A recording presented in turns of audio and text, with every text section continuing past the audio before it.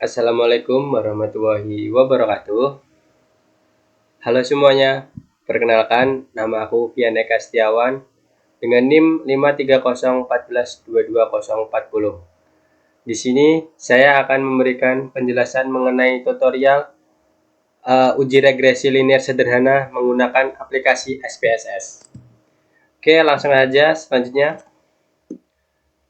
Tujuan dari analisis regresi linear sederhana ini digunakan untuk menguji adanya pengaruh suatu variabel bebas terhadap variabel terikat.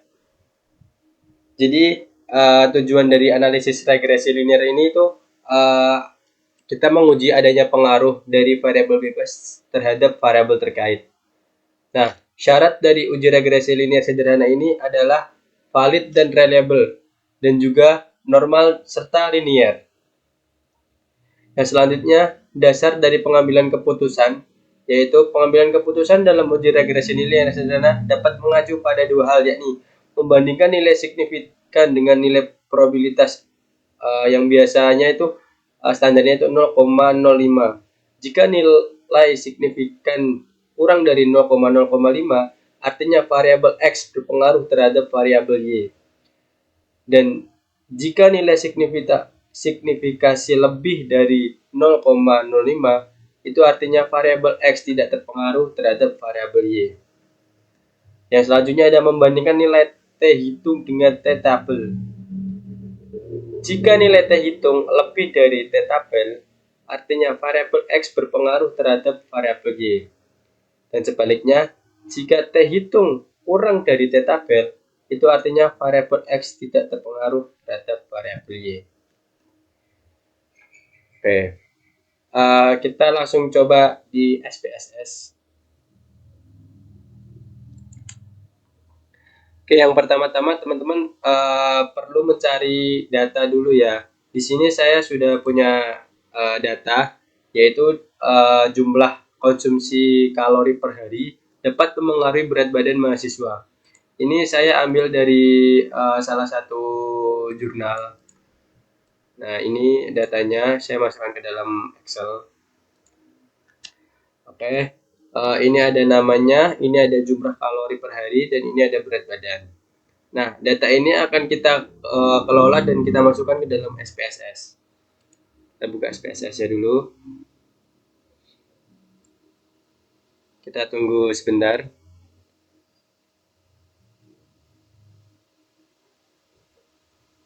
Oke, di sini kita silang saja ya. Nah, ini kita yang pertama-tama itu kita ke variable view. Kita ketikkan X. Nah, maka otomatis akan langsung muncul Y. Di sini kita punya dua variabel X dan Y. X kita tulis sebagai, silang dulu. Oke. X itu adalah kalori per hari. Terus ini kalori per hari. Yang bawahnya itu berat badan. Nah, label ini tuh tujuannya itu supaya kita tahu lah variabel X itu apa, variabel Y itu apa gitu. Untuk desimalnya kita ganti ke 0 saja. Oke, udah. Nah, selanjutnya kita udah punya dua variabel. Nah, selanjutnya kita ke data view. Nah, selanjutnya kita akan memasukkan data yang kita punya ini ke dalam SPSS. Kita salin aja. Kita salin aja. Nah, di sini kita sudah punya dua data ya, variabel X dan Y. Dari X itu ada 10 data dan Y itu ada 10 data. Nah, selanjutnya data ini akan kita analisis. Kita pencet analisis, kita ke regression, kita ke linear. Nah, kita akan memasukkan X ini ke independen dan Y ini ke dependent. Selanjutnya kita ke oke. Nah, di sini kita sudah muncul ya output dari data-data yang kita masukan tadi. Nah, kita akan menjelaskan satu persatu. Data yang pertama yaitu ada di sini. Kita ke sini kembali lagi. Nah, oke. Ini sama ya seperti yang tadi. Nah, yang pertama itu dari regression tadi kita ada variabel entered atau removed. Di sini output bagian pertama dari tabel di atas menjelaskan mengenai variabel yang kita gunakan atau kita masukkan. Variabel yang saya gunakan di sini adalah kalori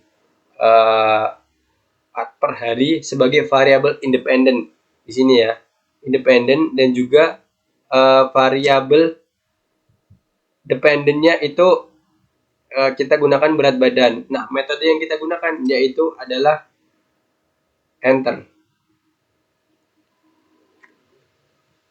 Oke, kita coba cek di SPSS-nya. Nah, di sini variabelnya itu ada kalori sebagai independen dan dependennya adalah berat badan. Ini adalah dua variabel yang kita gunakan tadi ya. Oke, yang selanjutnya kita masuk ke model summary. Apa sih model summary itu? Output bagian kedua atau model summary menjelaskan mengenai besarnya nilai korelasi atau hubungan R, yaitu sebesar 0,950. Ini ya teman-teman. Dari output tersebut, kita dapat memperoleh koefisien determinan R sekuar. Ini R sekuarnya yaitu sebesar 0,903. Ini berarti mengandung pengertian bahwa variabel bebas ataupun kalori tadi mempengaruhi variabel terhadap terikat, yaitu berat badan tadi sebesar 90,3%. Jadi kita kembali dulu. Jadi variabel X ini berpengaruh terhadap variabel Y itu sebesar 90,3%. Sini sudah dijelaskan. 90,3. Kita bagi aja ya. Kayak gini. Teman-teman lebih mudah. Oke. Di sini pengaruh variabel bebas. Variabel bebas itu adalah kalori dan variabel terikat itu adalah berat badan. Itu sebesar 90,3%. Yang selanjutnya itu ada ANOVA. ANOVA atau bagian ketiga itu diketahui bahwa nilai F hitung kita cari F di sini itu dengan tingkat signifikan sebesar 74,201. Nah, ini berarti tingkat signifikan ini yang tadi sudah dijelaskan di awal, yang di bawah 0,05, maka regresi dapat dipakai untuk variabel dengan kata lain berpengaruh. Jadi di sini tingkat signifikannya itu adalah 0,000.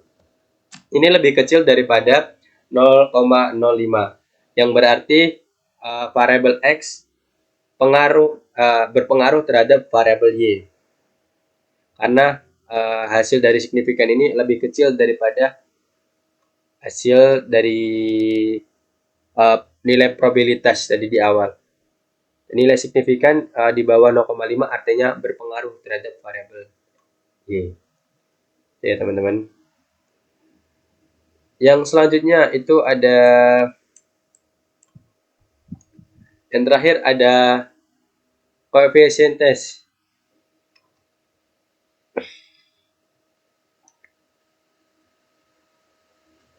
Output bagian keempat diketahui bahwa nilai konstan A sebesar, kita cari A. Nah, di sini 2,608. Sedang nilai X atau B sebesar 0,149. Sehingga persamaannya dapat kita tulis Y sama dengan A plus BX. Y sama dengan 2,608. B di sini kita tulis 2,608 plus 0,149X. 0,49 yang ini ya teman-teman. Persamaan tersebut dapat kita terjemahkan sebagai konstanta sebesar 2,608 mengandung arti bahwa nilai konsistensi variabel Y adalah sebesar 2,608. Koefisien regresi X sebesar 0,149 menyatakan bahwa setiap penambahan 1% dari nilai Y atau berat badan, maka nilai Y bertambah sebesar 0,149. Ini berarti koefisien regresi tersebut bernilai positif, sehingga dapat dikatakan arah pengaruh dari variabel X atau kalori tadi terhadap Y atau dari berat badan itu bernilai positif. Yang selanjutnya itu adalah kita akan mencari T-tabel. Pengambilan keputusan dalam uji regresi sederhana berdasarkan nilai signifikan dari tabel poin C diperoleh dengan nilai signifikan sebesar 0,000. Ini artinya lebih kecil dari nilai probabilitas yang standarnya yaitu 0,05. Itu artinya dapat kita simpulkan bahwa variabel X berpengaruh terhadap variabel Y. Yang kedua, berdasarkan nilai T diketahui T hitung sebesar 8,614. Sehingga dapat disimpulkan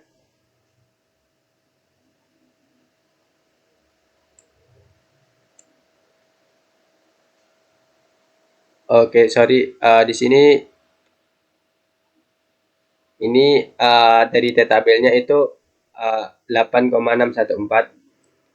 Nah, di sini ini adalah T tabel yang ada pada data tersebut 8,614.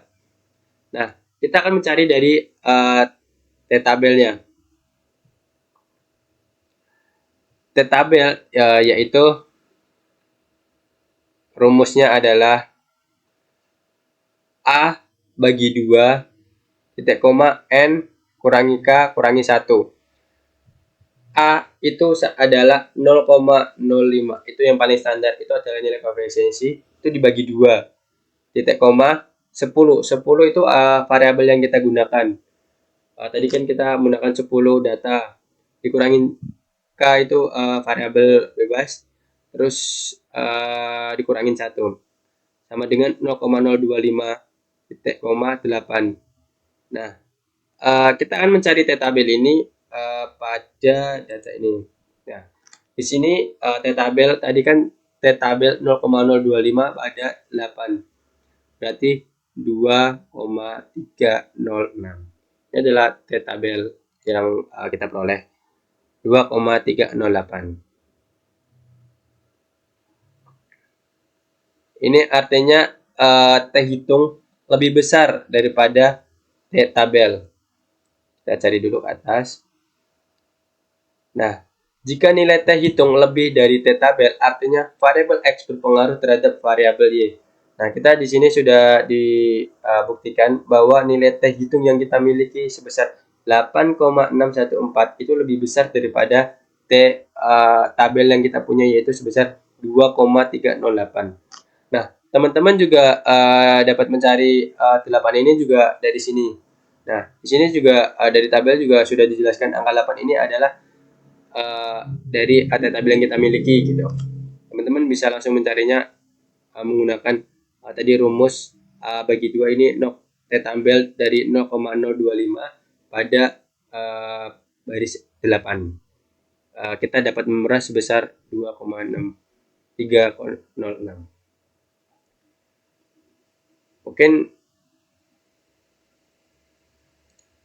Mungkin sekian penjelasan dari saya. Kurang lebihnya mohon maaf. Sekian dari saya. Wassalamualaikum warahmatullahi wabarakatuh.